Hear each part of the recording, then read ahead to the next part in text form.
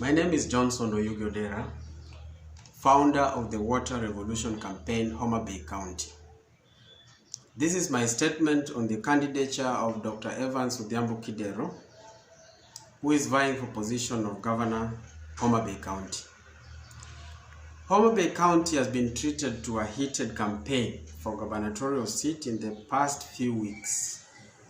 This has created an air of an imminent election, which in any case is not happening anytime soon until August 2022, that is 19 months away. One such individual who has created an election mood in the respectable but ill-managed county of Homa Bay is Dr. Evans Odhiambo Kidero.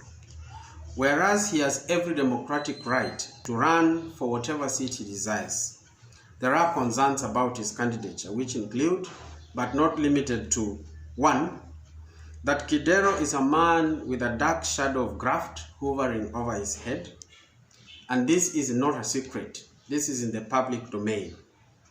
The People Daily newspaper of December 15, 2020 reported that he is, and I quote, battling a litany of graft and misuse of office charges, which speaks volumes about the caliber of a leader he is.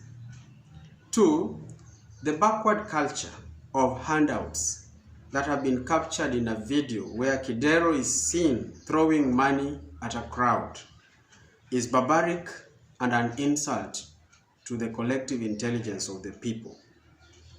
We know that corrupt politicians buy their way to top positions, and when they assume office, they reimburse themselves the money they spent in campaigns.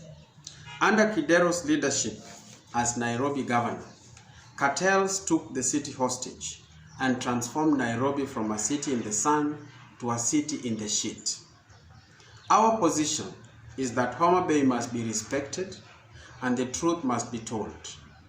We ask the people of Homa Bay to be vigilant and pick the best this time round. We need nothing less than a transformational leader who will redeem the image of our county and restore its glory as the respectable county of scholars, Christians, honest, law-abiding, and intelligent population. Yes, we got it wrong the first 10 years, but no, not again. We need a leader with a clear agenda on how to address the needs of the people, particularly so those enshrined in Schedule 4 of the Constitution of Kenya, where the functions of the county government are outlined. The few addresses by Kidero reveal that he is oblivious of these functions, and this is quite unfortunate. As a people, we must unite and ask hard questions, and not just clap for anybody driving around just because they have been a city governor.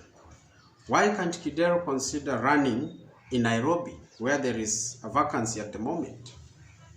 Please, Nairobi, take back your governor. We already know his appetite for the public wallet and the baggage all the way from Mumias. End of statement. Thank you.